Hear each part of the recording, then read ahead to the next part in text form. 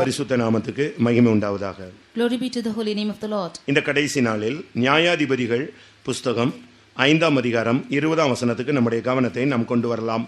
In this last day, let us turn to our meditation to Judges chapter 5 verse 20. நியாயாதிபதிகள் 5ஆம் அதிகாரம் 20ஆம் வசனம். வானத்திலிருந்து யுத்தம் உண்டாயிற்று, நட்சத்திரங்கள் தங்கள் அயனங்களிலிருந்து சிசேராவோடு யுத்தம் பண்ணின.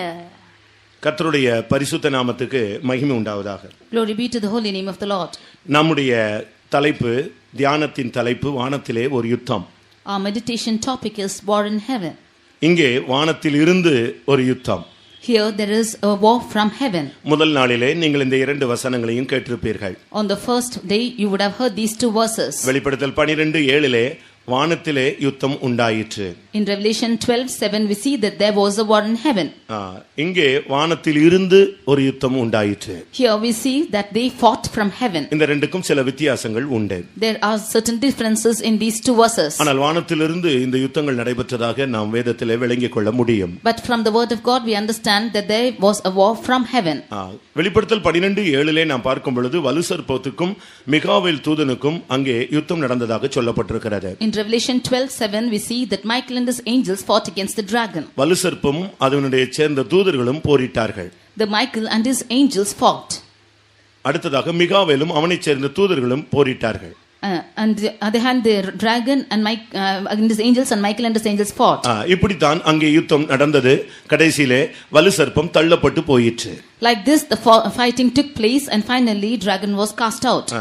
கர்த்தருடைய பரிசுத்த நாமத்துக்கு மகிமை உண்டாவதாக. Glory be to the holy name of the Lord. யுத்தம் என்று சொல்லும் பொழுது ஒரு தனிமனித வாழ்விலும் யுத்தம் இருக்கிறது, சமுதாயங்களிலும் யுத்தம் இருக்கிறது, ஊர்களிலும் யுத்தம் இருக்கிறது, தேசங்களிலும் நாடுகளிலும் யுத்தங்கள் நடைபெற்றுக் கொண்டே இருக்கிறது. When we say war, there is war in a personal man's life and there is war in a society, there is war in villages and towns and places and also lands and nations. ஆனால் இந்த வலுசர்ப்பத்தோடு பொல்லாத ஆவிகளோடு யுத்தம் என்று சொல்லுகிறது கண்ணுக்கு புலப்படாத சக்திகளோடு ஒருவன் தேவனுடைய உதவியோடு போரிடுவதை காண்பிக்கிறது. But the war with the dragon means fighting with the unknown spirits which are unseen. ஒரு மனிதனுக்கு கண்களிலே இந்த அசுத்த ஆவிகளுடைய தாக்குதல் தெரியாது, ஆனால் வாழ்க்கையிலே அதை அனுபவித்து நொந்து போய் விடுகிறான். The attack of these unclean spirits is not being known or seen by a person, but he is being frustrated by this. கண்ணுக்கு புலப்படுகிற ஒரு சக்தியை நாம் எதிர்த்து நிற்பது சுலபமான ஒரு காரியம். It is easier for us to resist against the power which we can see. ஆனால் கண்களுக்கு புலப்படாமல் ஐம்புலன்களுக்குள்ளே கிரியை செய்கிற வல்லமையை நாம் எப்படி கண்டுபிடித்து அழிப்பது? But how can we destroy the powers which are attacking our five senses? இதுக்கும் தேவன் சில வழிமுறைகளை வைத்திருக்கிறார். The Lord has kept certain ways even for this. அதைத்தான் நாம் கடந்த 5 நாட்களிலே பார்க்கும் பொழுது ஆட்டுக்குட்டியின் இரத்தத்தினாலும் சாட்சியின் வசனத்தினாலும் அவனை ஜெயித்தார்கள். That is why in the past 5 days we saw that they overcame him by the blood of the lamb and by the word of their testimony. நித்திய அக்கினி நரகம் என்பது மனிதர்களுக்கு ஏற்படுத்தப்பட்டது அல்ல. Hell and eternal fire was not appointed for men. மத்தேயு 25:41 படி பிசாசுக்கும் அவனுடைய தூதர்களுக்கும் அது ஆயத்தமாக்கப்பட்ட ஒரு இடம். Matthew 25:41 we see that it was a place reserved for devil and his angels. ஆனால் ஒரு துக்ககரமான காரியம், மனிதன் அவனுக்கு இடம் கொடுக்கும் பொழுது, அந்த சத்துருவுக்கு இடம் கொடுக்கும் பொழுது அவனும் அந்த இடத்துக்கு சொந்தக்காரனாய் மாறி விடுகிறான். But when man gives room for that enemy in his life, he also becomes an owner for that. பிரியமானவர்களே, உங்களுடைய வாழ்க்கையிலே இந்த வலுசர்ப்பம் இல்லாவிட்டால் மிருகம், இந்த கள்ள தீர்க்கதரிசி, இந்த பொல்லாத வல்லமைகளுடைய தாக்குதல் இருக்கிறதா? Dear people of God, do you have this attack of this devil or Satan or this false prophet or the unclean spirits in your life? நீங்கள் இதை சரியான விதத்தில் புரிந்து கொள்ள வேண்டும். You should understand this in the right way. ஒருவேளை வானத்தில் யுத்தம் என்று சொல்லிவிட்டு இது பின்னாட்களிலே வரப்போகிற இயேசுவின் வருகையின் நாட்களிலே நடக்க போகிற ஒரு சம்பவம் என்று சொல்லிவிட்டு அந்த யுத்தத்துக்கு நாம் இப்பொழுது ஆயத்தப்பட வேண்டும் என்று சொல்லி நாம் அமைதியாக இருந்து விடக்கூடாது. You should not keep quiet thinking that it's the war in heaven. It is going to take place after the coming of the Lord Jesus and we have nothing to do with it. அன்றைக்கு அந்தி கிறிஸ்து வெளியரங்கமாக வெளிப்படக்கூடிய ஒரு காலம். It is that point that Antichrist will be revealed in public. ஆனால் இப்பொழுது அப்படி அல்ல. But now it's not so. இப்பொழுது மறைமுகமாக கிரியை செய்யக்கூடிய ஒரு காலம். Now he is working in a hidden manner. அப்பொழுது நேருக்கு நேராக அந்த தூதன் போரிடுகிறான். It is then that the angel is warring straight ஆனால் face to face. இன்றைக்கு அதர்சனமான தேவன் நமக்காக யுத்தம் செய்கிறார். But the invisible God is working for us today. அதனால அந்திகிறிஸ்துன்னு சொன்னா இனிமே வரப்போகிற ஒரு ஆள் என்று எண்ணிக்கொண்டு நாம் காத்துக்கொண்டே இருக்க கூடாது. Therefore we should not think that Antichrist is a person to come and wait for it. முதலாம் யோவான் 4ஆம் அதிகாரம் 3ஆம் வசனத்திலே நாம் பார்க்கும் பொழுது 1 John chapter 4 verse 3 அந்தி கிறிஸ்து இன்றைக்கு இருக்கிறானா இல்லையா என்று தெளிவாக சொல்லப்பட்டிருக்கிறது. It is seen as to whether there is Antichrist now or not. மாம்சத்தில் வந்த இயேசு கிறிஸ்துவை அறிக்கை பண்ணாத எந்த ஆவியும் தேவனால் உண்டானதல்ல. வரும் என்று நீங்கள் கேள்விப்பட்ட அந்தி கிறிஸ்துவினுடைய ஆவி அதுவே. அது இப்பொழுதும் உலகத்தில் இருக்கிறது. எப்பொழுது 2000 வருடங்களுக்கு முன்பாக யோவான் சொல்லும் பொழுது கூட இப்பொழுதும் உலகத்தில் இருக்கிறது என்று அப்போதைய காலத்தையே அவர் சுட்டிக்காட்டினார். Even before 2000 years when John has written this, he pointed out that it was existing in the world at that time itself. அப்படினால் இவைகள் எல்லாம் அதர்சனமான சக்திகள். Therefore these are invisible spirits. கண்களுக்கு புலப்படாத வல்லமைகள். These are not seen by the eyes. இது மனதை கெடுக்கக்கூடிய சக்திகள். These are the powers which destroy the mind. மனித வாழ்வை சீர்குலைக்கக்கூடிய வல்லமைகள். These are the powers which are frustrating the life of man. ராஜ்யங்களை அழித்து உலகத்தை தன்னுடைய கட்டுப்பாட்டில் ஆளுகை செய்யக்கூடிய மறைவான சக்திகள். These are the invisible spirits which are destroying the nations and are working in the world. கர்த்தருடைய பரிசுத்த நாமத்துக்கு மகிமை உண்டாவதாக. Glory be to the holy name of the Lord. இந்த வல்லமையை ஜெயிக்கும்படியாக ஒரு தேவனுடைய பிள்ளைக்கு 2 விதமான வல்லமைகள் கொடுக்கப்பட்டதாக நாம் கடந்த 5 நாட்களாக சிந்தித்து வந்தோம். In order to overcome this power, a child of God has been given 2 kinds of powers. That is what we read in the 5 days. ஒன்று ஆட்டுக்குட்டியின் இரத்தம். One is the blood of the lamb. அந்த இரத்தம் என்ன செய்கிறது? What does that blood ஒரு do? மனிதனுக்கு பாவ மன்னிப்பை உண்டு பண்ணுகிறது. It is giving a forgiveness of sin to a ஒரு person. மனிதனுக்கு சுத்திகரிப்பை உண்டு பண்ணுகிறது. It is bringing sanctification into a man. ஒரு மனிதனுடைய மனசாட்சியை சீர்படுத்துகிறது. It is rectifying the conscience of a man. ஒரு மனிதனுக்கு அந்த இரத்தம் சமாதானத்தை கொண்டு வருகிறது. That blood is bringing peace to a man. அந்த இரத்தம் வரும்பொழுது அவன் நன்மையானவைகளை பேசக்கூடியவனாக உருமாற்றப்படுகிறான். When that blood comes, he is able to speak of good things. அந்த இரத்தம் தெளிக்கப்படும் பொழுது சங்காரத்தின் வல்லமைகளுக்கு அவன் தப்புவிக்கப்படுகிறான். When the blood is sprinkled, he is escaping the destroyer. அந்த ஆட்டுக்குட்டியின் இரத்தம் வரும் பொழுது ஒரு மனிதனுக்கு நித்திய மீட்பு கிடைக்கிறது. When the blood of lamb comes, he is having eternal redemption. அந்த இயேசுவின் இரத்தத்தின் மூலமாய் கிறிஸ்துவுக்கு இல்லாவிட்டால் தேவனுக்கு நாம் சமீபமாக வருகிறோம். By the blood of the lamb, we are drawing nigh to God. இந்த இரத்தத்தினால் தன்னுடைய ஜனத்தை அவர் பரிசுத்தம் செய்கிறார். By this blood, he is sanctifying his people. இந்த இரத்தம் ஒரு மனிதனுடைய வாழ்க்கையில கடந்து வரும் பொழுது அதை கொண்டு அவன் சத்துருவை ஜெயிக்கிறது மாத்திரமல்ல, மகா பரிசுத்த ஸ்தலத்தில் பிரவேசிக்கும் ஸ்லாக்கியத்தை பெற்றுக்கொள்கிறான். When this blood enters into a man, he is not only escaping the wiles of the devil, he is also having the diligence to go into the most holy place. இந்த இரத்தத்தை கொண்டு அவன் வலு சர்ப்பத்தை ஜெயிக்கிறான். With this blood, he is overcoming the dragon. இப்படிப்பட்ட ஒரு மனிதன் மரித்தாலும் இந்த இரத்தம் அவனை உயிரோடு எழுப்புகிறது. When such a man dies, this blood is resurrecting him. இதுதான் ஆட்டுக்குட்டியின் இரத்தத்தினுடைய சக்தி.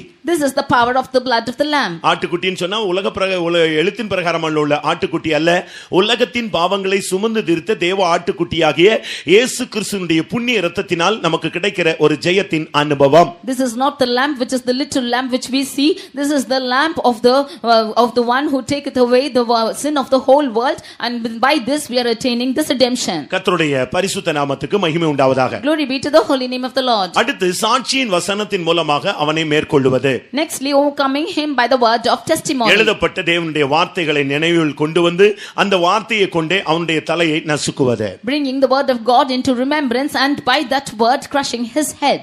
எழுதப்பட்ட வார்த்தைகள் ஆதாரங்கள் வசனத்தின் மூலமாக அவர் இந்த இடத்துல இப்படி இருக்கிறதே என்று சொல்லி தேவனுடைய சமூகத்திலே போராடி அவனுடைய வல்லமையை பரிகரிப்பது. By the words that are written, rebuking him and empowering and bringing his power to subdue by this word which is written. அடுத்து மற்றவருடைய வாழ்க்கையில நடந்த பல சம்பவங்கள் சாட்சியின் மூலமாய் நாம் அறிந்து அவைகளை கொண்டு கர்த்தாவே அந்த மனிதனுக்கு செய்தீரே என்று சொல்லி நாம் இந்த வல்லமையை அழிப்பது. Nextly, by the testimonies which took place in the life of the other person, we rebuking his spirit, saying that you have done such things in the life of that person. நம்முடைய வாழ்க்கையில நமக்கு கிடைத்த ஜெயத்தை வைத்து மறுபடியும் அவனுடைய தலையை நசுக்குவது. We keeping the victory which the Lord has given to us, crush and bruising his head. கர்த்தருடைய பரிசுத்த நாமத்துக்கு மகிமை உண்டாவதாக. Glory be to the holy name of the Lord. இந்த ஆட்டுக்குட்டியின் இரத்தம், இந்த சாட்சியின் வசனம் ஒரு மனிதனுடைய வாழ்வில் வரும்பொழுது அவனுடைய ஐம்புலன்களிலும் அவன் ஜெயிக்கக்கூடியவனாய் மாறுகிறான். When the blood of the lamb and the word of the testimony comes into a man's life, then he is escaping the lust which is affecting his 5 senses. ஒரு சபை என்று சொல்லும் பொழுது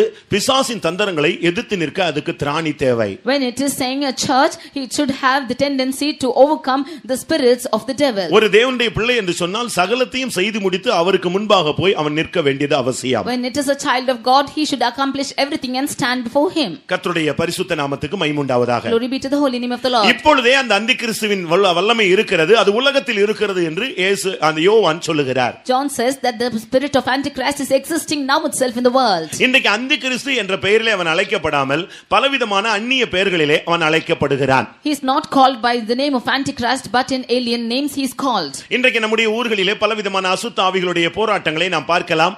அதற்கு அவர்கள் ஏற்கனவே பல சந்தர்ப்பங்களில் பல புனை பெயர்களை சூட்டி இருக்கிறார்கள். Today we can find many alien names given to the unclean spirits in our towns, and they have named them already. பிசாசு இன்றைக்கும் கூட தேசங்களிலே பல இடங்களிலே கிரியை செய்து கொண்டு வருகிறார். Satan is also existing now and disturbing the world today. ஆனால் எல்லாவற்றுக்கும் பின்னாலே விழுந்து போன தூதன் தான் இருக்கிறான். But behind all these are the fallen spirits of angels. அதை நீங்கள் சரியான விதத்தில் விளங்கிக் கொள்ள வேண்டும். That you should understand in the right manner. மரித்தவர்கள் இந்த தேசங்களிலே சுற்றி திரிகிறார்கள் என்று அநேகர் சொல்லுவார்கள். Many of them say that those who are dead are roaming about here and there. இல்லாவிட்டால் இந்த ஊர்களிலே பல கிராமங்களிலே பலவிதமான அந்நிய வல்லமைகளை அவர்கள் பல நாமங்கள் சொல்லி வணங்குகிறார்கள், அழைக்கிறார்கள். Or in many villages which are existing, we see that they are worshipping and they are bowing down before many names. ஆனால் ஒன்றை நீங்கள் புரிந்து கொள்ள வேண்டும், இவைகள் எல்லாம் லோக்கல் ஆவிகள்.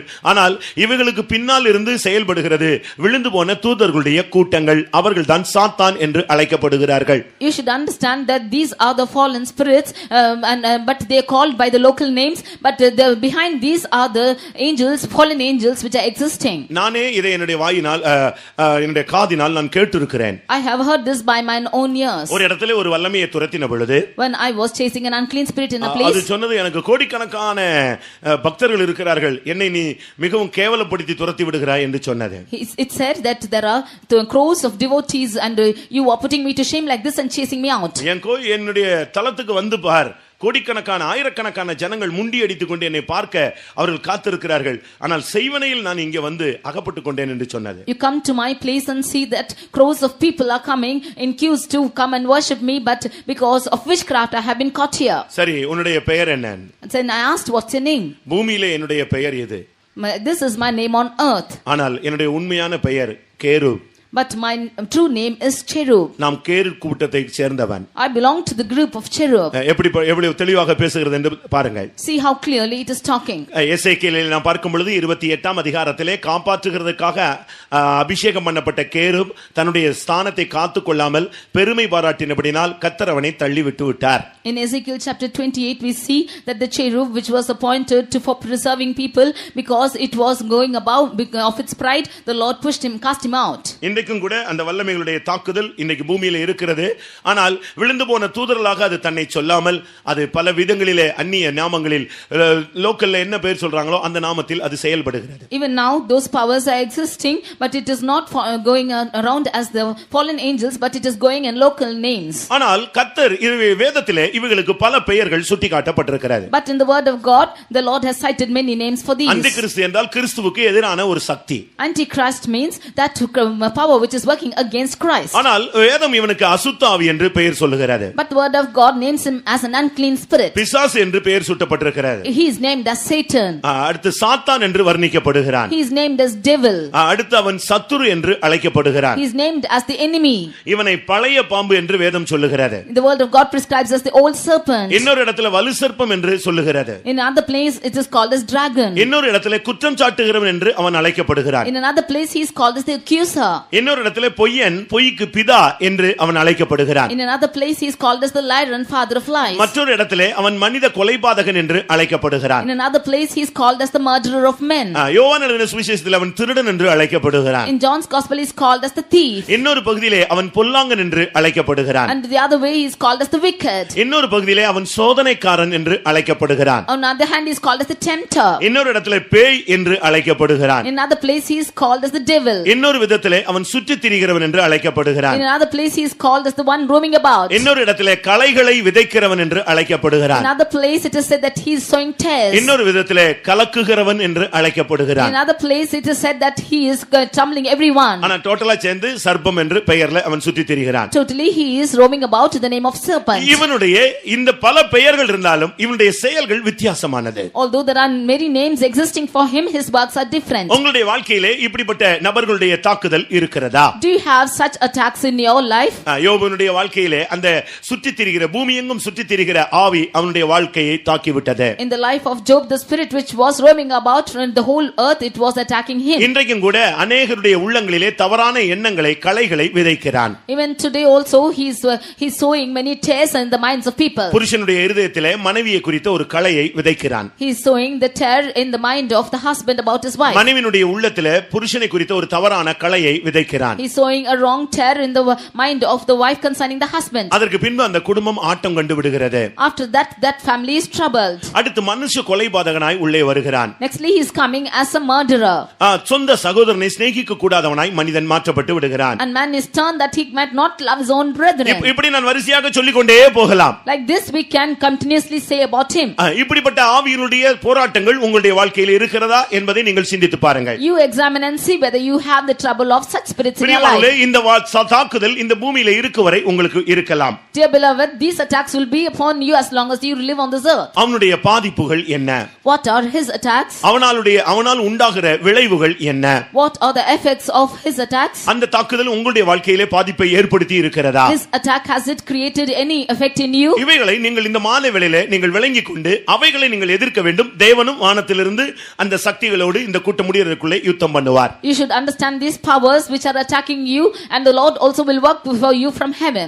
இன்றைக்கும் கூட பல விதங்களிலே அவனுடைய தாக்குதல் இருக்கிறது. Even today, many parts we can see his attacks. மனதை கெடுப்பவனே அவன்தான். He is the one spoiling the mind. 2 கொரிந்தியர் 4 அதிகாரம் 4 வசனத்திலே விசுவாசத்தை உண்டாகாதபடி அவன் அந்த மனதை குருடாக்கி கொண்டே வருகிறான். In 2 Corinthians 4:4 we see that the faith might not be cast in the people. He is blinding the minds of them. இப்பிரபஞ்சத்தின் தேவனானவன் அவருடைய மனதை குருடாக்கி விட்டான். The God of this world had blinded the minds of them. அதனால தான் எவ்வளவு சத்தியங்களை சொன்னாலும் அவர்களுக்கு அதை விசுவாசிக்கவே முடியவில்லை. Therefore, although we speak truths to them, they are not able to believe with their minds. அருமையானவர்களே, இந்த சத்தியங்கள் 5 நாட்கள் கேட்டீர்களே, இனி வரும் காலங்களை குறித்து நீங்கள் உணர்ந்தீர்களே, உங்களில் எத்தனை பேருக்கு தெய்வ பயம் வந்தது? Dear beloved, you have heard the truths these past 5 days, and you know of the times which is going to come. How many of you have been in your heart? வேத வசனங்கள் உண்மை என்கிற ஒரு சத்தியம் புலப்பட்டது. How many of you could understand that the word of God is true? எத்தனை பேர் அவனை அந்த வலுசர்ப்பத்தை எதிர்த்து ஜெயிக்க வேண்டும் என்கிற ஒரு பிரதிஷ்டைக்குள்ளே நீங்கள் கடந்து வந்தீர்கள்? How many of you came to the consecration to resist the dragon and overcome him? ஒரு உணர்வு இல்லாமல் நீ போனால் உன்னுடைய மனதை அவன் குருடாக்கி வைத்திருக்கிறான். Without any feeling, if you had gone, he has blinded your minds. Mark 5:3 பார்க்கும் பொழுது இந்த ஆவி வந்த பொழுது அவனை கல்லறைக்கு கொண்டு போய் நிறுத்தி உயிரோடு கல்லறையிலே அவனை வாசம் பண்ண வைத்து விட்டது. In Mark 5:3 we see that when this spirit comes into him, he is gone into sepulchres. இந்த ஆவிகளுடைய போராட்டங்கள் வரும் பொழுது உங்களுடைய அரண்மனை போன்ற வீடுகள், உன்னுடைய அருமையான வாசஸ்தலங்கள் கல்லறை போல மாறிவிடுகிறது. When the attack of these spirits come, then the house like palaces and your habitations are becoming like sepulchres. அநேக வீடுகள் போல அல்ல, நிசப்தமான ஒரு பெரிய கல்லறை தோட்டம் போல தான் காணப்படுகிறது. Many houses are not like houses, it is found as a silent sepulcher. ஒருவேளை நீங்கள் வலுசர்ப்பம் சொன்னா அந்த 7 தலை 7 கொம்பு 10 தலை இப்படிலாம் நீங்க யோசிச்சுட்டு அன்னைக்கு தான் வருவான் நீங்க யோசிச்சுட்டு இருக்க கூடாது. இவனுடைய தாக்குதலே மறைமுகமானது. When it is called the Antichrist, you should not think that he is having 7 heads, 7 horns and 10 horns. Then you should not think that they will come on that day, but it is invisibly working. அவன் ரொம்ப தந்திரமான ஆளு. He is a very defiant இப்ப நான் person. பிரசங்கம் பண்ணிட்டு இருக்கேன் இல்லையா, நீ இந்த பிரசங்கத்தை சரியான விதத்துல விசுவாசிக்காவிட்டா அவன் ஒரு பிரசங்கம் உனக்கு இங்கே இந்த கூட்டத்திலே பண்ணிட்டு இருப்பான். If you are not going to believe the message which I am going to deliver to you, he will give you another message in this meeting itself. இந்த கனியை புசிக்கும் நாளில் நீ சாகவே சாவாய். அடுத்து அவன் சொன்னா இல்ல நீ சாக மாட்டாய், தேவனை போல மாறுவாய். On the day you eat of this fruit, you shall surely die. He said, you will not die, you will become like God. தேவனுடைய வார்த்தைக்கு புறம்பான ஒரு உபதேசத்தை கொண்டு வருவதே சாத்தானுடைய ஒரு வேலைதான். It's the work of the Satan to bring a doctrine which is contrary to the word of God. உன்னுடைய வாழ்வையே கல்லறை தோட்டம் போல மாற்றி விடுகிறது அவனுடைய சதி. It is his wild nature to change your life into a sepulcher. மத்தேயு 12:22 பார்க்கும் பொழுது ஊமையும் குருடுமாக இந்த ஆவி ஒரு மனிதனை மாற்றி விட்டதாக சொல்லி இருக்கிறது. In Matthew 12:22 we can see that it has made a person deaf and blind. Mark 9:25 இந்த ஆவி வந்த பொழுது ஊமையும் செவிடுமாக ஒருவனை மாற்றி விட்டதாம். In Mark 9:25 we see that it has turned a person into deaf and lame. நான் இதை எதுக்கு சொல்லுகிறேன் என்று சொன்னால், நீங்கள் என்னவோ வருகை நேரத்திலே வலுசர்ப்பத்தை எதிர்க்க வேண்டும் என்று சொல்லி சொல்லிவிட்டு நீங்கள் இப்பொழுது அசதியாக போகக்கூடாது. இப்பொழுதே மறைமுகமாக உங்களுடைய வாழ்க்கையிலே இந்த கூட்டத்தில் இருக்கிற 99% வாழ்க்கையிலே இந்த தாக்குதல் இருக்கிறது. நீங்கள் அதை கவனிக்காமலே இருந்து கொண்டு வருகிறீர்கள். I say this that you not be slack, because the Antichrist will come some day or the other. It is invisibly working in each one of your lives, and 99% has been attacked by this. உன்னை குருடாக்குவது, உன்னை ஊமையாக்குவது, உன்னை செவிடாக்குவது இந்த வல்லமையினுடைய போராட்டங்கள். Making you blind, dumb and deaf, it's the attack of these spirits. லூக்கா 13ஆம் அதிகாரம் 11ஆம் வசனத்தை நீங்கள் ஒரு விசை பார்த்தால், Luke 13:11 when you see, அது ஒரு ஆவி, பலவீனத்தின் ஆவி அவளுடைய வாழ்க்கையவே கூனியாக மாற்றிவிட்டது. the power of infirmities is just making her to bend down all her days. மத்தேயு 15:22 பார்க்கும் பொழுது, Matthew 15:22 when you see, ஒரு கொடிய வேதனையை இந்த வல்லமை கொண்டு வந்தது. it is causing a drastic pain into him. இன்னைக்கு சில நேரங்களிலே தாங்க முடியாத பெயின் நமக்கு உண்டாகிறது. We are attacked by a drastic pain in our lives. என்ன நடந்துச்சு நம்முடைய சரீரத்தில் நமக்கு தெரியல. அப்படி ஒரு முள்ளு ஒரு ஈட்டியை வச்சு குத்துனது போல இதெல்லாமே ஒரு ஆவியினுடைய போராட்டங்கள் என்றுதான் வேதம் வர்ணிக்கிறது. We do not know as to what has happened to us, but a thorn is pricking in our body. This is all the attacks of the devil. That is what the word of God says. அந்த வலு சர்ப்பத்தினுடைய பலவிதமான செயல்கள், These are the works of the Antichrist. அது உனக்கு தெரியாது. You do not know this. உன்னுடைய கண்கள் குருடாக்கி வைத்திருக்கிறான். Your eyes have been blinded for this. யார் இதை செய்யறதுன்னு உனக்கு தெரியவே தெரியாது. You do not know who is working நீ behind this. நீ என்ன நினைக்கிற? மாமா செஞ்சிட்டாரோ, அண்ணன் செஞ்சிட்டானோ, பக்கத்து வீட்டுக்காரன் செஞ்சிட்டானோ, இப்படியே நீ ஆராய்ச்சி பண்ணி இதுக்கு என்ன பரிகாரம் நீ சுத்திக்கிட்டே இருக்கிற. ஆனா இதுக்கு உள்ள இருந்து ஒரு ஆள் வேலை செய்றான். அவன்தான் வலு சர்ப்பம், அவன்தான் அந்தி கிறிஸ்து, அவன்தான் விழுந்து போன ஆவி. You think that your uncle or your neighbor or your brother or anybody else is doing these things to you, but the spirit which is working against you is the dragon, the fallen angel, and he is the serpent. உன்னுடைய இருதயத்தை அவன் தூண்ட ஆரம்பிக்கிறான். He is starting to trigger your mind. தவறான கருத்துக்களை கொடுத்து உன்னை தூண்ட வைக்கிறான். He is bringing you wrong things and he is triggering your mind. Mark 9:22 உன்னை அழிக்கும்படியாக எங்கேயாவது தள்ளி விடுகிறான். Mark 9:22, in order to destroy you, he is pushing you down. உன்னை தீயில் தள்ளுகிறான். He is pushing you down உன்னை into fire. தண்ணீரில் தள்ளுகிறான். He is pushing you into ஏதாவது water. ஒரு விதத்திலே உனக்கு ஒரு சேதம், மரணம் வந்து விட வேண்டும் என்பது அவனுடைய நோக்கமாக இருக்கிறது. Somehow death should come upon you, some damage come upon you. இந்த ஆவி வரும்பொழுது நீ அலக்களிக்கப்படுகிறாய். சமாதானம் உன்னை விட்டு பூர்ணமாக போய்விடுகிறது. When this spirit comes into you, you have been put astray and the peace is lost from you. Mark 1:26 அந்த ஆவி வரும்பொழுது, ஒரு ஆவி வருகிறது, அவனை போட்டு அலைக்கழிக்கிறது, நுரை தள்ள வைக்கிறது என்று அங்கே சொல்லி இருக்கிறது. Mark 1:26 we see that a spirit is coming into him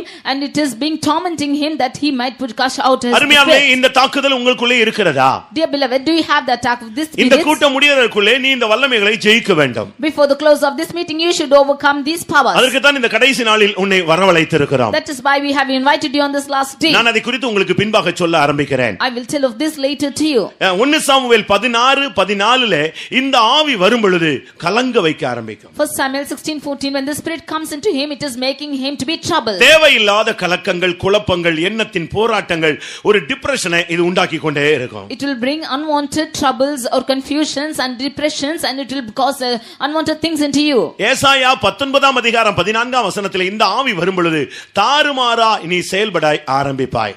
Isaiah 19:14 we see, when the spirit comes into you, you will work in a controversy way. உன்னை உன்னால் கட்டுப்படுத்த முடியாது. You cannot control yourself. உன்னை வேறு ஒருவரும் கட்டுப்படுத்த முடியாது. Nobody else can control you. வாழ்க்கையிலே நீ கட்டவிழ்க்கப்பட்ட ஒரு நபராக நீ போய்க்கொண்டே இருப்பாய். You will be the one who is let loose in your life. அந்த தாறுமாறுகளின் ஆவி, அந்த ஆவி வரும்பொழுது நீ வேகமாய் ஓடுவாய், சுலமாய் ரொம்ப மெதுவாய் நடப்பாய். உன்னையே உனக்கு கட்டுப்படுத்த முடியாது. That is a spirit which is causing you to go traverse. When that spirit comes into you, you will go fast, you cannot control yourself. ஏசாயா 29:10 படி இந்த ஆவி வரும்பொழுது உன்னுடைய ஜெப வாழ்க்கை அப்படியே மூடி வைக்கப்பட்டு கனநித்திரையினால் நீ தாக்கப்பட்டு விடுவாய். When this spirit comes into you, in Isaiah 29:10 we see that you have been caused by the spirit of deep sleep. உன்னுடைய ஜெபமே அப்படியே போய்விடும். Your prayer life will go off. 4 மணி ஜெபம் போய்டும். Your 4 o'clock prayer will go. 6 மணி ஜெபம் போய்டும். 6 o'clock prayer will go. பகல் நேர ஜெபம் போய்டும். And daytime prayer will go. மாலை நேர ஜெபம் போய்டும். Evening prayer will go. இரவு ஜெபம் போய்டும். Night prayer will go. Midnight prayer போய்டும். And midnight prayer will go. அந்தி சந்தி மத்தியான வேளைகளில் உள்ள ஜெபம் போய்டும். Morning, afternoon and evening the prayer times will go off. ராத்திரியிலே முதல் ஜெபத்தில் கூப்பிடுகிற ஜெபம் போய்டும். And the first hour in the night where you will be calling out, that will go. எல்லா ஜெபத்துக்கு நீ போவே, ஆனா உன்னை அவன் அப்படியே தூங்க வச்சிருவான். You will go for all the prayers, but he will put you to sleep. ஒருவேளை நீங்க பலவீனம் என்று நீங்கள் எண்ணிக்கொள்ளலாம். You might think that it's your weakness. இல்ல கர்த்தர் நம்ம எவ்வளவோ பாடுபட்டதனால நமக்கு ஃப்ரீ கொடுத்துட்டாருன்னு நீங்க நினைக்கலாம். Or you might think that you have suffered for the Lord has given you அப்படி free. ஆண்டவர் வந்து ஜெபிக்காம ஒரு மனுஷனுக்கு ஃப்ரீ கொடுக்கிறவர் அல்ல. the Lord will not set you free without praying. இந்த ஆவிதான் உன்னை இப்படி போராட வைக்கிறது. Only this spirit is making you to strive like அதுக்கு நீ this. என்ன செய்ய வேண்டும்? What should you do for this? நீ உட்கார கூடாது, முழங்கால் போடணும். You should not sit but kneel நீ down. முழங்கால் போட்டு உன்னை தள்ளிச்சுனா எழும்பி நிக்கணும். When you are pushed down because you are kneeling, you stand up. நீ நல்லா சாப்பிடுறதை நிறுத்து, உபவாசத்துல போடு. You stop eating full and you fast. கைகளை உயர்த்து. You lift your hands. வசனங்களை படி. You learn the verses. இப்படி நீ அந்த வல்லமையை எதிர்த்து போராடி அவனை துரத்தி விட வேண்டும். Like this you should resist this power and cast him off. நியாயாதிபதிகள் 9:23 பார்க்கும் பொழுது Judges 9:23. இந்த ஆவி வரும் பொழுது பெரியவர்களுக்கும் சின்னவர்களுக்கும் குழப்பம் உண்டாக்கும். When this spirit comes, there will be a confusion between the elders and the small ones. பொல்லாப்பை உண்டு பண்ணும் ஆவி அங்கே உள்ளே வந்ததாக சொல்லப்பட்டிருக்கிறது. We see that the spirit which caused treacherousness is coming into him. அருமையானவர்களே, இப்பொழுது சிந்தித்து பாருங்கள், இந்த வலுசர்ப்பத்தினுடைய ஏதாவது ஒரு கிளை உனக்குள் வேலை செய்கிறதா? Dear beloved, do you think and see as to whether you are attacked by any of these branches of this antichrist? உன்னுடைய தரிசனம் போய்விட்டதா? Is your vision gone? உன்னுடைய துதியின் சத்தம் போய்விட்டதா? Is your sound of praising gone? கர்த்தருடைய சத்தத்தை கேட்கிற பழக்கம் போய்விட்டதா? Is the voice of is the practice of hearing the voice of God gone? சத்தியத்தில் நிமிர்ந்து நடக்க முடியாமல் தடுமாறுகிறாயா? Are you not able to stand right in the truth? பலரை பற்றிய பலவிதமான தவறான அபிப்பிராயங்கள் உனக்குள் வந்து குடிகொண்டு விட்டதா? Do you have wrong notions about the other people in your life? ஏதாவது ஒரு வசனம் ஆண்டவர் பேசினால் அதற்கு விகற்பமான ஏதாவது சிந்தை உனக்குள் அவிசுவாசங்கள் உண்டாகிறதா? If the Lord speaks a verse to you, is there contrary thoughts against it? உனக்கு கனந்திரியினுடைய போராட்டம் இருக்கிறதா? Do you have this spirit of slumber? உன் தொண்டை திறக்கப்பட்ட பிரேத குழியாய் கல்லறையாய் மாறிவிட்டதா? Is your throat as an open sepulcher? ஒரு அலக்களிப்பு உனக்குள்ள இருந்து கொண்டே இருக்கிறதா? Do you have a tormenting within you? எப்போவாவது ஏதாவது ஒரு போராட்டத்தில் சிக்கிக்கொண்டே வருகிறாயா? Are you caught into any problem at any time? இதனுடைய தாக்குதல் தான் என்பதை நீ உணர்ந்து கொள்ள வேண்டியது அவசியம். You should understand that it's the attack of this spirit. இதை பார்க்கிறோம், We are saying it. வாழ்க்கையில அனுபவிக்கிறோம், We are experiencing it. வேதனைப்படுகிறோம், We are also யாரையாவது worried. ஜெபத்துக்கு உதவிக்கு கூப்பிடுகிறோம். We are inviting somebody to help us in prayer. பிரியமானவர்களே, இதை விட நாங்கள் அடுத்த பகுதிக்கு உங்களை கொண்டு செல்ல விரும்புகிறோம். We want to take you to the next step of this. இந்த வல்லமைகளை நீங்கள் உணர்கிறது மாத்திரமல்ல, You not only experience these powers, இந்த வல்லமைகளை நீங்கள் அழிக்கவும் நீங்கள் முற்பட வேண்டியது அவசியம். you should also intend to destroy these powers. ஒரு திருடன் ஒரு வீட்டுக்குள்ளே வந்து விட்டால் நீங்கள் அவனை எதிர்க்க வேண்டும், இல்லாவிட்டால் துரத்த வேண்டும், இல்லாவிட்டால் அவனை பிடிக்க வேண்டும். When a thief comes into your house, you should resist him, or you should kill him, or you should catch him. நீங்கள் அவனை வீட்டுக்குள்ளே விட்டுவிட்டு நீங்கள் வெளியே போய்விடக் கூடாது. Leaving him inside your house, you should not go out. பிசாசை நீங்கள் உள்ளே அனுமதித்து விட்டு நீங்கள் ஒதுங்கி செல்லக்கூடாது. You should not admit Satan into your lives and you go aside. யாக்கோபு 4:7 சொல்லி இருக்கிறது, அவனுக்கு எதிர்த்து நில்லுங்கள். James 4:7, it is said you resist him. ஒரு தேவனுடைய பிள்ளை பிசாசை எதிர்த்து நிக்கணும். A child of God should resist the devil. உனக்கு அது முடியுமா? Can you do it? செய்வனை எதிர்த்து நிக்க முடியுமா? Can you resist witchcraft? மந்திரங்களை எதிர்த்து நிக்க முடியுமா? Can you resist magicians? மந்திரவாதங்களை எதிர்த்து நிக்க முடியுமா? Can you resist all the magics? அந்நிய சக்திகளை உன்னால் எதிர்க்க முடியுமா? Can you resist the unknown spirits? எனக்கு வரம் இல்லை, எனக்கு கிருபை இல்லை, எனக்கு வல்லமை இல்லை என்று சொல்லுகிறாயோ? Do you say that you have no gift or talents for this? அப்படி எல்லாம் அல்ல. It's not so. அவருடைய நாமத்தின் மேல் விசுவாசம் வைத்தால் அவருடைய பிள்ளைகளாகும்படி உனக்கு அதிகாரம் இருக்கிறது. When you are believing in his name, you have been given the authority that you to be his children. நீங்க நல்லாங்க இந்த வசனத்தை நீங்கள் புரிந்து கொள்ள வேண்டும். You should rightly understand this verse. ஒருவேளை உனக்கு அபிஷேகம் இல்லாமல் இருக்கலாம், ஆனால் பிசாசை எதிர்த்து நிக்க நீ கூடாதவன் என்று நீ சொல்லக்கூடாது. You might not have the anointing, but you are not the person who cannot withstand the wiles of devil. லூக்கா எழுதின சுவிசேஷம் 10ஆம் அதிகாரத்திலே அபிஷேகம் இல்லாமலே விசுவாசத்தின் மூலமாக ஆண்டவருடைய பிள்ளை என்கிற அதிகாரத்தின் மூலமாகவே அவர்கள் பிசாசுகளை துரத்தி விட்டு வந்து, ஆண்டவரே ஆவிகளும் எங்களுக்கு கீழ்ப்படிகிறது என்று சொன்னார்கள். Luke chapter 10 we see that they without the anointing they had believed on the Lord and they said even the spirits are subjected unto us. மத்தேயு 16ஆம் அதிகாரத்திலே என்ன சொல்லி இருக்கிறது? Matthew chapter 16 what is so? 17ஆம் வசனத்திலே விசுவாசிக்கிறவர்களால் நடக்கும் அடையாளங்கள் யாவன, அவர்கள் பிசாசுகளை துரத்துவார்கள். In verse 17 we see that of the wonders which are taking place of the ones who are believing, they will cast out the இதிலே devils. என்ன விளங்கிக் கொள்கிறோம்? What do we understand from this? நீ எப்பொழுது தேவனை விசுவாசிக்கிறாயோ அப்பொழுதே பிசாசின் வல்லமைகளை எதிர்க்க, அழிக்க, மேற்கொள்ள, ஜெயிக்க, துரத்த உனக்கு அதிகாரம் இருக்கிறது. Whenever you are believing on the Lord Jesus, then you have the authority to resist the devil, to chase him and to cast him out. ஆம், நான் தேவனை விசுவாசித்த பொழுது எனக்கு பிள்ளைகளாகும்படி அதிகாரம் கொடுக்கப்பட்டது. When we believe on the Lord Jesus, then we have given the authority to be his children. அந்த அதிகாரத்தை கொண்டு பிசாசை ஜெயிக்க எனக்கு வல்லமை உண்டு என்று விசுவாசிக்கிறவர்கள் கரங்களை உயர்த்தி அல்லேலூயா சொல்லுங்கள். அல்லேலூயா. பின்ன ஏன் உன்னுடைய குடும்பத்திலே பிசாசின் போராட்டங்களை அனுமதித்து வேடிக்கை பார்த்து கொண்டிருக்கிறாய்? Then why are you admitting the works of the devil in your house and you gaping around it? யாக்கோபு 4:7 சொல்லி இருக்கிறது, பிசாசுக்கு எதிர்த்து நில்லுங்கள், அவன் உங்களை விட்டு ஓடி போவான். In James 4:7 we see resist the devil and he will flee from you. மத்தேயு 10:8 சொல்லி இருக்கிறது, பிசாசை துரத்துங்கள். In Matthew 10:8 we see cast the devil. பொல்லாத ஆவிகளை நீங்கள் துரத்தி பழக வேண்டும். You should learn to cast out devils. அதுக்கு நீ செய்ய வேண்டிய ஆயுதம் என்ன? All what you should do, the weapon for it இயேசுவின் is நாமத்தை விசுவாசித்து நீ அந்த நாமத்திலே அறிக்கையிட்டு அந்த வல்லமைகளை எதிர்த்து நீ சொல்ல வேண்டும். you believe on the name of the Lord Jesus, confess that name and cast out that power. ஒரு இடத்திலே நான் ஒரு சம்பவத்தை நான் அடிக்கடி சுட்டி காட்டுவது உண்டு. In one place I often used to recite a ஒரு thing. சகோதரி மிகுந்த செய்வனினாலே வருடக்கணக்காக பாதிக்கப்பட்டிருந்தார்கள். One sister was affected by witchcraft for years together. எப்பொழுதும் கூட்டத்துக்கு செல்வார்கள், அங்க போன உடனே ஆட ஆரம்பிச்சிருவாங்க. She will go for the meetings always, and when she goes there she will dance. அதனால ஜெபித்தவர்கள் எல்லாரும் சோர்ந்து போய் விட்டார்கள். Therefore everybody praying they became faint. இந்த சகோதரிக்கு வேலை இல்ல, வந்தா ஆடிட்டே இருப்பான்னு சொல்லுவாங்க. This sister has no other work. When she comes she will keep dancing ஆனா like அந்த this. பிள்ளைக்கு பயங்கர வேதனை, ஐயோ இந்த வல்லமையில இருந்து எனக்கு விடுதலை இல்லையே. But she had so much of pain, saying that I have no deliverance from this power.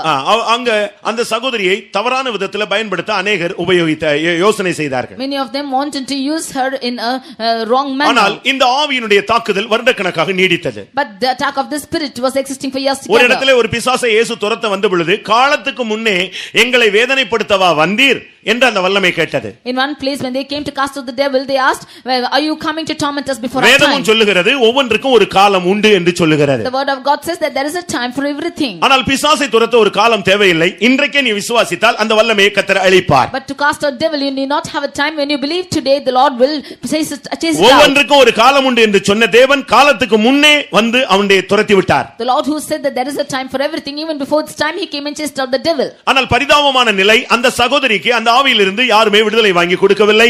யாரும் ஜெபித்து அந்த சகோதரிக்குள்ள இருந்த அந்த ஆவியை கடிந்து கொண்டு துரத்தவில்லை. But the pathetic state of that sister was nobody could pray or get deliverance or chase out the devil and they got delivered. அந்த ஆவி நீடித்துக் கொண்டே இருந்தது. That spirit was prolonged. ஆனால் அந்த ஆவியை துரத்த யாரும் முற்படாதபடியால் இந்த வல்லமை அவளுக்குள் குடிகொண்டிருந்தது. Because nobody wanted to cast out this devil, that spirit was resisting her. ஆனால் இது பொல்லாத செய்வனை ஆவிகளாக இருந்தபடியால் அந்த ஆவிகளும் விடுதலை பெற்று போக அது அவைகளும் வாஞ்சித்து காத்துக் கொண்டிருந்தன. But because these spirits were of witchcraft, they also wanted to be delivered and go. யாராவது நம்ம துரத்தி விட மாட்டாங்களா? Nobody will chase us out. இயேசுவின் நாமத்தை உபயோகிக்க மாட்டாங்களா? Will they not use the name of Jesus? இப்படி அந்த ஆவியும் போராடி காத்துக் கொண்டே இருந்தது. Even that spirit was striving and waiting for it. ஒரு நாள் அந்த சகோதரி தன்னுடைய சகோதரி வீட்டுக்கு போகும்படியாக எத்தனித்தாள். One day that sister wanted to go to her sister's place. அங்கே போன பொழுது when she went there, அந்த சகோதரி வீட்டில் இல்லை. and that sister was not in her house. ஆனால் இந்த ஆவி மட்டும் இந்த சகோதரியை அங்க அழைத்து கொண்டு போய் விட்டது. But it was the spirit which took her to that house. திடீரென்று பார்த்தால் சூழ்நிலை மாறி தவறான எண்ணத்தோடு ஒரு நபர் அவளை அணுகி வந்தான். Suddenly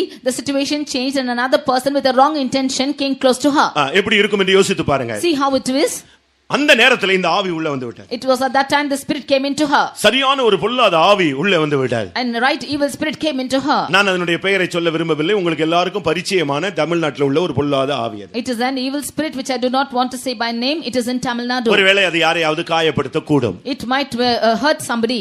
அந்த வல்லமை அந்த சகோதரிக்குள்ளே வந்து விட்டது. That spirit came into that sister. அது அசுத்த ஆவி. It's an unclean spirit. ஆனால் தன்னை தொடக்கூடாது. அது தன்னை பரிசுத்தமாய் காத்துக்கொள்ளக்கூடிய ஒரு தோற்றத்தை உண்டு பண்ணக்கூடியது. But it is putting on a form to keep it holy. ஆண்கள் தொடக்கூடாது.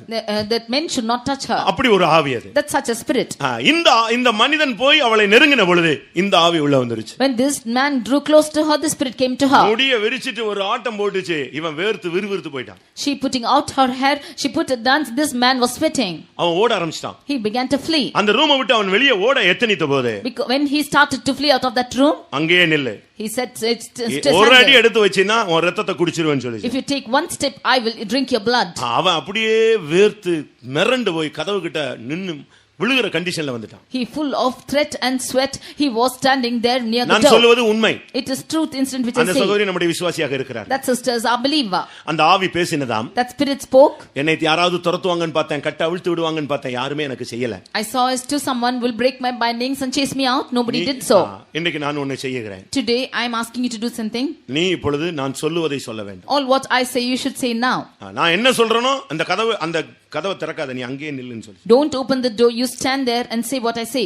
நான் என்ன சொல்றேனோ அதை நீ சொல்லணும். What I say you should say. நாங்க ரொம்ப பேர் இருக்கோம் உள்ள. We are many of us inside. நான் லாஸ்ட்ல வருவேன். I will come at the last. நான் தான் head. I am the head. கடைசில வந்து நான் வந்துட்டேன்னு சொல்லுவேன். Finally I will say I have come out. அது வரைக்கும் நீ அந்த இடத்துல தான் நிக்கணும். You should stand there until then.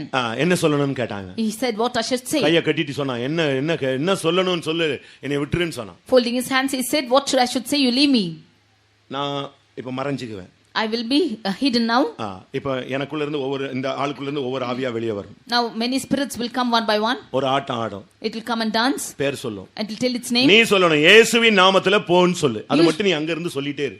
You should say in the name of Jesus you go, and that is what we say. நீ சொன்ன உடனே இந்த ஆவி விழுந்துரும். When you say so, the spirit will fall. அடுத்த ஸ்பிரிட் வரும். Then the next spirit will come. இப்படியே ஒண்ணொண்ணா நீ மட்டும் அந்த வேர்டை மட்டும் தான் யூஸ் பண்ணணும். இயேசுவின் நாமத்தில் போ, இயேசுவின் நாமத்தில் போ. இந்த வார்த்தையை மட்டும் சொல்லு. லாஸ்ட்ல நான் வருவேன். You should utter only this word saying in the name of Jesus you go, I will come at the last. எனக்கு அந்த வார்த்தையை நீ உபயோகம் பண்ணு. You utter that word for me. அதுக்கு பிறகு நான் விழுந்துருவேன். And after that I will fall. நீ இந்த ரூம்ல நிக்காத, ஓடி போயிரு. You should not stand in this room, you should run out. அவன் ஒரு இந்து சகோதரன். He was a Hindu brother. ஆனா நிர்பந்தமான சூழ்நிலையில சிக்கி கொண்டான். But he was caught in a desperate situation. உடனே இந்த ஆவி போனது, அடுத்த ஆவி வந்து பயங்கரமா நாக்கெல்லாம் நீட்டிட்டு ஆட ஆரம்பிச்சிருச்சு. Immediately that spirit went and another spirit came and put out its tongues and was நம்ம dancing. விசுவாசியே பிசாசு பார்த்தா ஓடி போயிறானே, அவன் எங்க நிப்பான்? அவன் பயந்து நடுங்கினான். அந்த ஆவி நாக்கு நீட்டிட்டு சொல்லிச்சு, பயப்படாத, இப்ப நீ சொல்லு. அந்த வார்த்தையை சொல்லிட்டு போச்சுல, அந்த வார்த்தையை இப்ப சொல்லுன்னு சொல்லிச்சு. When a believer itself is running, this man was trembling, and when that spirit said, you do not fear, but you tell that name and you will go. இவன் நடுங்கி போய் இயேசுனா யாருன்னு தெரியாது, இயேசுவின் நாமத்திலே போன்னு கத்திட்டான். He was fearing and he does not know who Jesus is. He shouted out. அந்த ஆவி விழுந்தது. That spirit went. அடுத்த ஆள் வந்துச்சு. Next person. இப்படியே மணிக்கணக்காக இந்த ஆவிகள் போய் கடைசில first attempt வந்தது. Like this, all the spirits went for us together, and the first attempt came. அந்த ஆவியும் போனது. And that spirit also went. அந்த சகோதரன் அன்னைக்கு தான் புரிந்தான் இயேசுவின் வல்லமை, அவன் ரட்சிக்கப்பட்டான். It was that day that brother understood the power of Jesus. இன்றைக்கு இந்த கூட்டம் முடியறதுக்குள்ளே இந்த சர்வ வல்லமையுள்ள நாமத்தை நீ வாயினால் உச்சரித்து உன் குடும்பத்துக்கு விரோதமான வல்லமைகளை நீ எதிர்த்து நிக்கணும், துரத்த வேண்டும். Today, before the close of this meeting, you should utter the name of Jesus and resist the powers and chase the powers which are working against your family. இயேசுவின் நாமத்தை சொல்லுவதற்கு இன்னொரு ஆள் தேவையில்லை. நீ யாரா இருந்தாலும், எந்த மூலையில இருந்தாலும், எந்த சூழ்நிலையில நீ அகப்பட்டிருந்தாலும், இயேசுவின் நாமத்திலே உன்னை எதிர்க்கிறேன்னு சொல்லு, இயேசுவின் நாமத்திலே உன்னை துரத்துகிறேன்னு சொல்லு, அந்த ஆவி ஓடும். There's no need for anybody to tell the name of Jesus wherever you are, what situation you are. You confess the name of Jesus and you cast in the name of Jesus. That's ஒன்று எதிர்த்தல். One thing, resisting. இரண்டாவது துரத்துதல். Secondly, casting out. மத்தேயு 12:29ல அந்த வல்லமைகளை கட்டுதல். Matthew 12:29, you're tying the name. லூக்கா 10:17ல பார்க்கும் பொழுது அந்த வல்லமைகளை கீழ்ப்படுத்துதல். Luke 10:17, you're subduing those powers. ரோமர் 16:20ல அவனுடைய தலையை நசுக்குதல். Romans 16:20, you bruising its head. 1 யோவான் 3:8ல அவனுடைய கிரியைகளை அழித்தல். 1 John 3:8, you are destroying its works. வெளிப்படுத்தல் 12:11ல அவனை ஜெயித்தல். Revelation 12:11, you are overcoming its him. இல்லாவிட்டால் 1 யோவான் 2:14லே பொல்லாங்கனை ஜெயித்தல். 1 John 2:14, you are overcoming the destroyer. உனக்கு எந்த சூழ்நிலையில அவன் இருக்கானோ அந்த வியூல நீங்கள் அவனை எதிர்கொள்ளலாம். Whatever situation he is in, you can overcome him in that way. அவன் ரொம்ப துள்றானா, அவனை கட்டிரு. Is he coming more, then you tie him up. அவனை கீழ்ப்படுத்து. You subdue him. அவனுடைய தலையை நசுக்கு. You bruise his head. அவனுடைய கிரியைகளை அழித்து விடு. You destroy its works. அவனை துரத்து. You chase him out. அவனை எதிர்த்து நில். You resist him. அவனை நீ ஜெயித்து விடு. And you overcome him.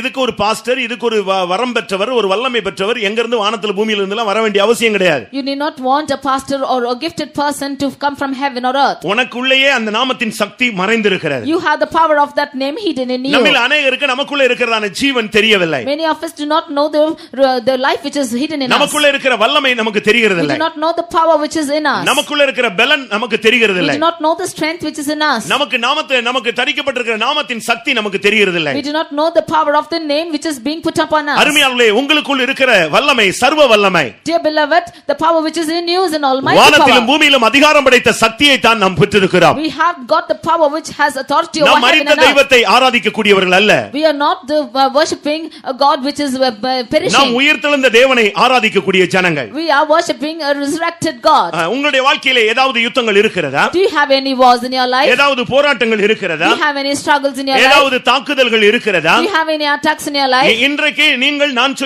சொன்ன இந்த 7 வசனங்களையும் இல்லாவிட்டால் 7 காரியங்களையும் நீங்கள் அபியாசப்படுத்தி பாருங்கள். You practice or exercise these 7 things which I told you today.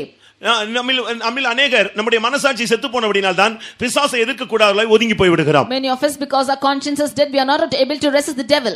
நீங்க போய் பிசாசை எதிர்த்து நில்லுங்க. You go and resist the Satan.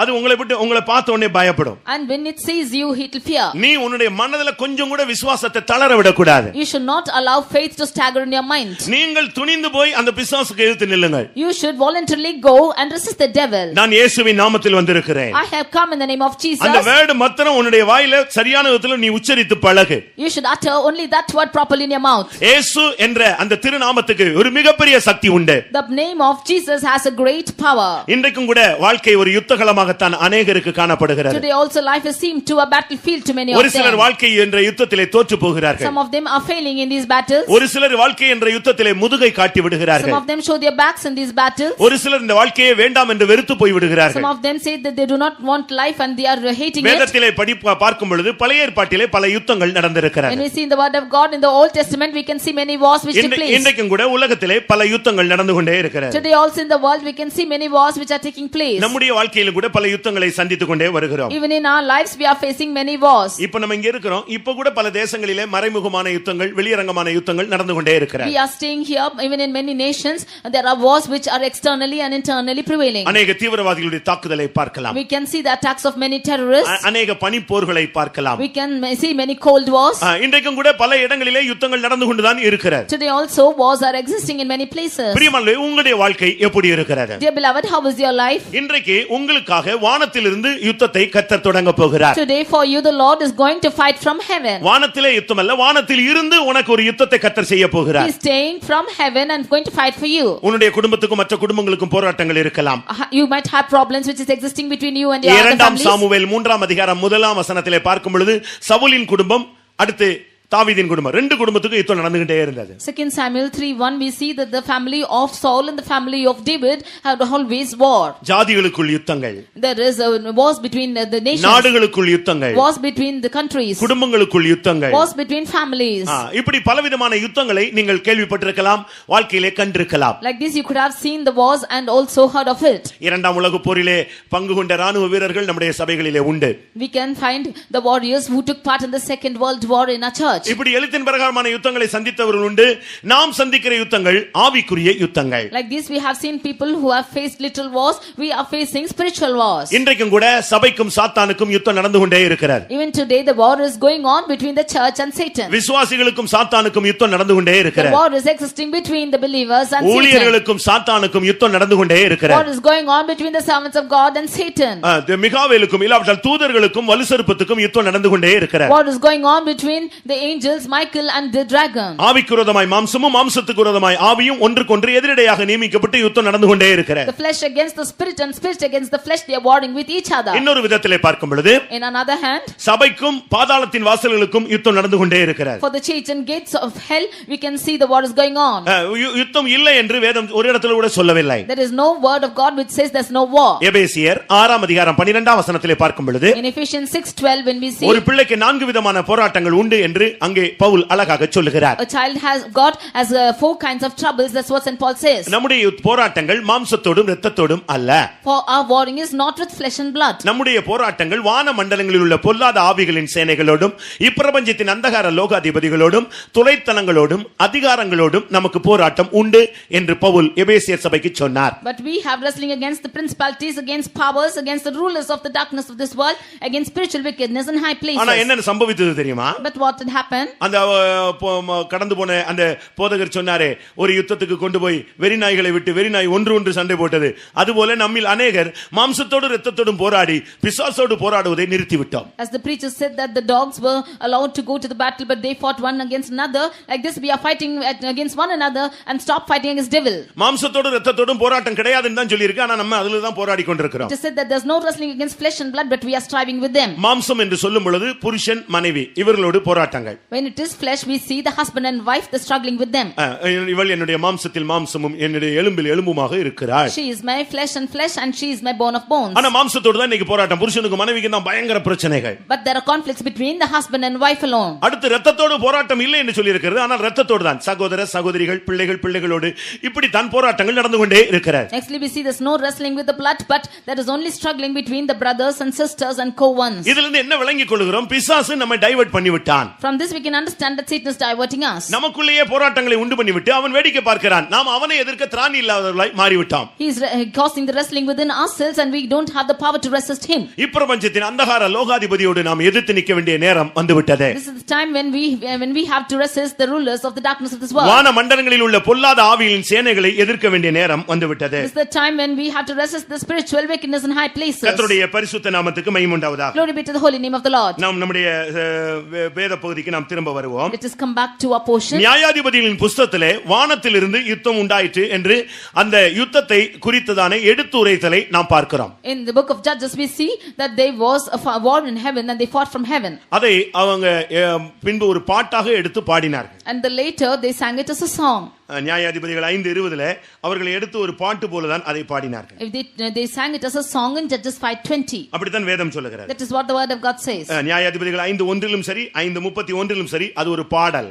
In Judges 5:1 and 5:31 we see that it's a song. வானத்திலிருந்து யுத்தம் உண்டாயிற்று. There was a war from heaven. அப்படியானால் யுத்தத்திலே வானத்திலிருந்து தேவன் இறங்கி செயல்பட ஆரம்பித்தார் என்பதை தான் நாம் விளங்கிக் கொள்ள வேண்டியது அவசியம். It's so we can understand that there was a war and God had fought from heaven. ஏன் தேவனுடைய பிள்ளைகளுடைய வாழ்வில் யுத்தங்கள்? Why is there fighting in the life of people? முதலாவது யுத்தங்களுடைய காரணங்களை நாம் புரிந்து கொள்ள வேண்டும். Firstly we should understand the causes for war. இன்னைக்கு अनेகருடைய வாழ்க்கையிலே பிரச்சனைக்கு காரணமே தெரியவில்லை. Many of them do not know the causes for the problems in their lives. நாம் பிரச்சனை என்று சொல்லுகிற மரத்தை நாம் கிளைகளை வெட்டிக்கொண்டே இருக்கிறோம். We are cutting the branches of the trees which cause the problems. இல்லையென்றால் பிரச்சனை என்கிற கட்டடத்தை இடித்துக்கொண்டே இருக்கிறோம். Or we are just putting down the building which is having the ஆனால் problems. பிரச்சனையினுடைய ஆணிவேர் நமக்கு தென்படுகிறது இல்லை. Therefore we do not know the root cause of the problems. இல்லையென்றால் அந்த கட்டடத்தினுடைய அஸ்திவாரத்தை நாம் அசைப்பதே இல்லை. We are not shaking the foundations of that building. ஆனால் என்ன நடக்கிறது? Therefore what is happening? நாம் நன்றாக பலத்தோடு அபிஷேகத்தோடு வல்லமையோடு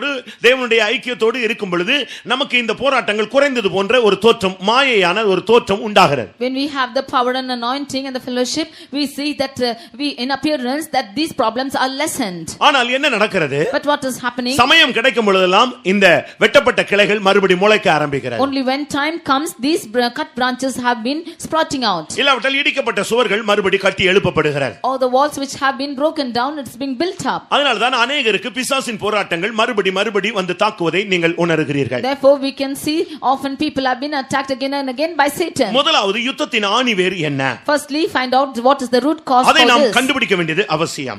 You should have to find out this. வேதத்தில் உள்ள எல்லா யுத்தங்களையும் நாம் இப்பொழுது அனலைஸ் பண்ண முடியாது. We are not able to analyze all the wars in the Bible. அதுக்குரிய நேரமும் இப்பொழுது ஒத்து வராது. And the time is not sufficient for it. இங்கே வானத்திலிருந்து யுத்தம் உண்டானதே இந்த யுத்தத்தினுடைய மூல காரணம் என்ன? They fought from heaven. What is the reason or the நியாயாதிபதிகள் 4ஆம் அதிகாரத்திலே இதனுடைய காரணம் தொடங்குகிறது. In Judges chapter 4 we can see the reason for this. 4ஆம் அதிகாரம் 1ஆம் வசனத்திலே ஏகூத் என்கிற ஒரு நியாயாதிபதி மரணத்தை சந்திக்கிறான். We see in Judges 4:1 that Ehud was a judge was facing death.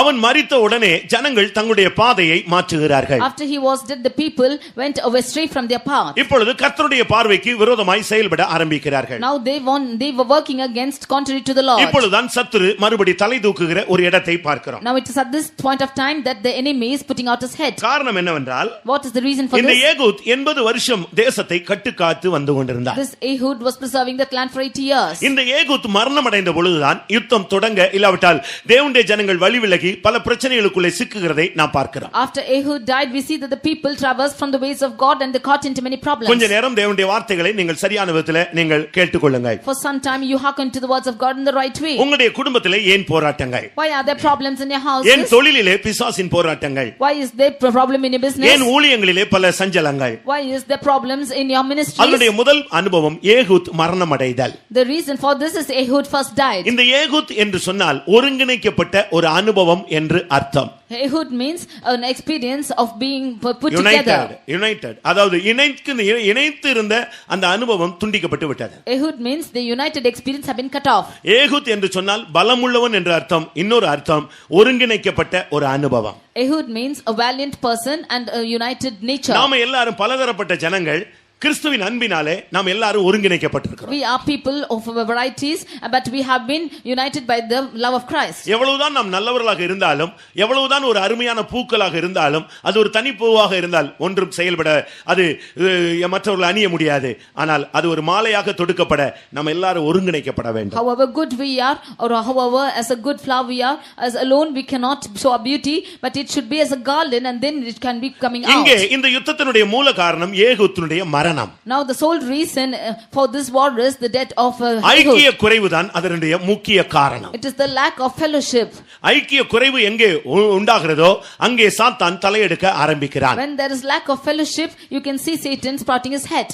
நாம் எல்லாரும் ஒற்றுமையாக இருந்தால் நமக்கு நம்முடைய தலை நிமிர்ந்து நாம் நடக்கலாம். When we are united, we can lift up our heads and walk. நம்முடைய ஒற்றுமை நீங்கிவிட்டால் நம்முடைய எல்லாருக்குமே தாழ்ச்சிதான். If our unity falls, then we will all fall. முதலாவது உங்களுடைய ஐக்கியத்தை நீங்கள் பாதுகாக்க வேண்டும். Firstly, you should preserve your unity. தேவனோடு உள்ள ஐக்கியத்தை பாதுகாக்க. You should preserve the unity with God. பரிசுத்தவான்களுடைய உள்ள ஐக்கியத்தில் பாதுகாக்க. You should preserve the unity with saints. விசுவாசிகளோடு உள்ள ஐக்கியத்தை பாதுகாக்க. You should preserve the unity with believers. உங்களுடைய குடும்பத்தோடு உள்ள ஐக்கியத்தை பாதுகாக்க. You should preserve the unity with the family members. இந்த ஐக்கியத்தில் எங்க உங்களுக்கு பாதிப்பு ஏற்பட்டாலும், ஏகூத் உன்னுடைய ஒருங்கிணைப்பு அந்த மரணத்தை சந்தித்தாலும் சாத்தான் அங்கே யுத்தத்தை கொண்டு வந்து விடுவான். Wherever you have an effect for this unity, where Ehud is dying, Satan will come inside. இன்றைக்கு अनेகர் இந்த ஐக்கியத்தை விடுகிறதுனால தான் பிசாசு உள்ளே புகுக வாய்ப்பு இருக்கிறது. Today, because many of them are leaving their United States, Satan is entering into them. உங்களுடைய வாழ்க்கையில எப்பொழுது செய்வினை பலித்தது?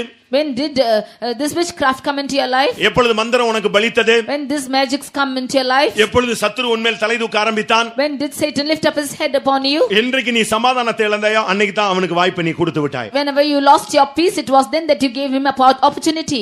அப்பொழுதுதான் அவரும் நம்மை விட்டு விடுகிறார். It was then that he also leaves us. இவர்கள் உடனே கர்த்தருக்கு பொல்லாப்பானதை செய்தார்கள். கர்த்தர் அவர்களை அந்நிய வல்லமையின் கையில் ஒப்பு கொடுத்து விட்டார். They did evil unto the Lord, and the Lord handed them over into the hands of the wicked. ஆனால் வாக்குத்தத்தம் என்ன சொல்லுகிறது? But what does this promise say?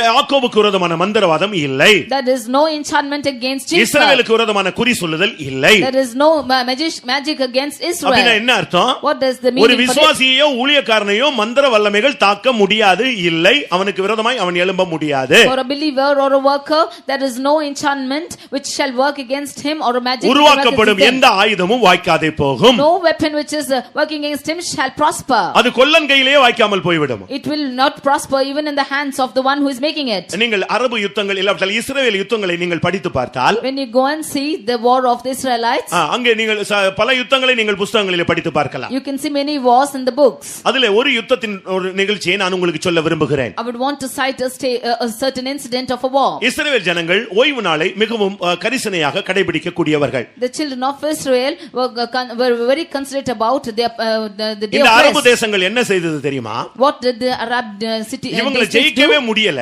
They could not overcome them. ஆனபடியால் யுத்தத்தை ஓய்வு நாள்ல தொடங்குவோம்னு சொன்னாங்க. But they said, let us begin this war on the day of rest. அவங்களுடைய ஓய்வு நாள் Friday. Their day of rest is Friday. இவங்களுடைய ஓய்வு நாள் Sunday. Their day of rest is Sunday. எப்படி ஆயினும் ஓய்வு நாள் எந்த நாளா இருந்தாலும் சரி, இவங்களை ஓய்வு நாள்ல தாக்கணும். Whatever be the day of rest, we should attack them on that day. இப்படி ஒரு தோற்றத்தை ஏற்படுத்தினார்கள். They made such a stature. யுத்தம் தொடங்கினது. And the war began. இந்த இஸ்ரவேல் ஜனங்கள் திகைத்து போய் விட்டார்கள். These children of Israel were dismayed. ஏன்னா ஓய்வு நாள்ல ஒண்ணுமே செய்ய கூடாது. Because they should not do anything on the day of rest. ஆயுதங்கள் இருக்கிறது. They have weapons. எல்லாம் ஆயத்தமாக இருக்கிறது. Everything is ready. ஆனா யுத்தம் செய்ய முடியாது. But they cannot fight. ஏனென்றால் ஓய்வு நாளை பரிசுத்த குலைச்சல் ஆக்கி விட கூடாது. Because they should not defile the day of rest. எல்லா மிலிட்டரியும் அப்படியே கடந்து தவிச்சாங்களாம். All the military were struggling in a pathetic situation. என்ன பண்றது 24 மணி நேரம் எப்படி தாக்கு பிடிக்க முடியும்? They were dismayed as to how they can control for 24 hours. நீங்க வேணா இஸ்ரவேலின் யுத்தங்கள்ங்கற புத்தகத்தை வாங்கி படிச்சு பாருங்க. When we read the book of the wars of Israel, you can see this. எல்லா அரபு நாடுகளும் சதி திட்டம் தீட்டி எல்லாம் ரெடி ஆகி கரெக்ட்டா தாக்குதலை தொடங்கின பொழுது ஒரு வெப்பன்ஸ் கூட அவங்களுக்கு வேலை செய்யாமல் போய்விட்டது. All the Arab nations, when they worked out devices against them, or no weapons prospered which they worked. ஒரு ஃளைட் மூவ் ஆக மாட்டேங்க. No flight was moving. ஒரு மிசைல் கூட அடிக்க முடியல. They could not send a missile. இது போனா அங்க ப்ராப்ளம், அது போனா இங்க ப்ராப்ளம். இவங்க கடந்து தவிக்கிறாங்க. இப்படியே கர்த்தர் அந்த 24 மணி நேரம் இழுத்துக்கிட்டே வந்தார். Everywhere there was a problem, and thus the Lord prolonged for 24 hours. யாராவது அந்த புத்தகத்தை படிச்சிருக்கிறீர்களா? Have you read any of them read that book? கர்த்தர் கர்த்தர் என்ன செய்தார் தெரியுமா? What did the Lord do? 24 மணி நேரமா அந்த ஆயுதங்களை வாய்க்காதே போக வைத்துக் கொண்டே இருந்தார். For continuously 24 hours the Lord did not make their weapons to prosper. சரியா 24 மணி நேரம் முடிஞ்ச போது இவன் அடிச்சிட்டான். Just after 24 hours he started to beat. அவங்க வசமா சிக்கிக் கொண்டார்கள். And they got caught. இது எதை காண்பிக்கிறது? What does this show? நீ தேவனோடு நின்றால் கர்த்தர் உனக்காக நின்றே ஆவார். If you stand for the Lord will surely stand for you. நீ அவருக்கு உண்மையா இருந்தால் அவர் உனக்கு உன்னுடைய வாழ்விலே யுத்தங்களில் உண்மையுள்ளவராய் இருப்பார். If you be faithful to him, he will be faithful in all your battles of உன்னுடைய life. ஐக்கியத்தை நீ சிதைக்கும் பொழுதுதான் இந்த வல்லமை உள்ள வருது. Only when you spoil your unity, this power is coming அதுக்கு in. பின்பு அந்த செய்வனை ஏவல் அவன் பண்ணிட்டான் இவன் பண்ணிட்டான். நீ கரெக்ட்டா இருந்து பாரு. அந்த வல்லமை சொன்ன உடனே அந்த மந்திரவாதியே சொல்லுவான், ஒண்ணுமே பண்ண முடியாதுங்க, அவருக்கு உள்ள ஒரு பவர் இருக்குன்னு சொல்லுவான். Only after you destroy this unity, this magic and enchantment will come and prosper. Otherwise, that magician himself will say it will not prosper because உனக்கு விரோதமாய் உருவாக்கப்படும் எந்த ஆயுதம் வாய்க்காதே போகும். no weapon which is formed against thee shall